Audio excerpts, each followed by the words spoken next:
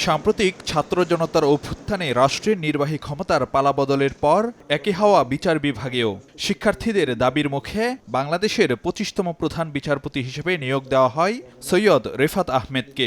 শপথ গ্রহণ করবেন।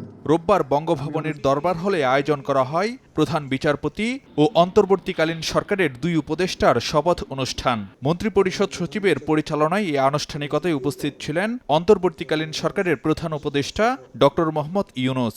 বঙ্গভবনে হাজির হন বেশ কয়েকজন উপদেষ্টা, তিন বাহিনী প্রধান, অ্যাটর্নি জেনারেল সহ সামরিক বেসামরিক শীর্ষ কর্মকর্তারা। আমি সৈয়দ রেফাত আহমেদ বাংলাদেশের প্রধান বিচারপতি নিযুক্ত হইয়া রোববার বেলা ১:১টার দিকে বঙ্গভবনের দরবার হলে বাংলাদেশের ২৫তম প্রধান বিচারপতি সৈয়দ রেফাত আহমেদকে শপথ বাক্য পাঠ করান রাষ্ট্রপতি মোহাম্মদ শাহাবুদ্দিন। আমি আইন অনুযায়ী ও বিশ্বস্ততার সহিত আমার পদের কর্তব্য পালন করিব।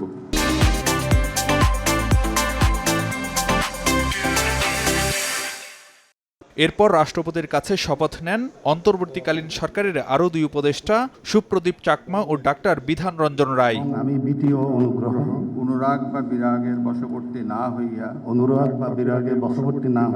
বিকেলে জারি করা হয় নতুন দুই উপদেষ্টার দপ্তর বন্টন সংক্রান্ত প্রজ্ঞাপন।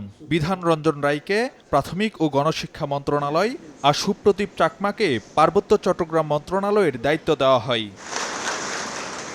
এ নিয়ে শপথ নিলেন মোট ১৫ জন উপদেষ্টা। নিয়োগ পাওয়া আরেক উপদেষ্টা ফারুকী আজম দেশের বাইরে থাকায় পরে শপথ নেবেন বলে জানা গেছে।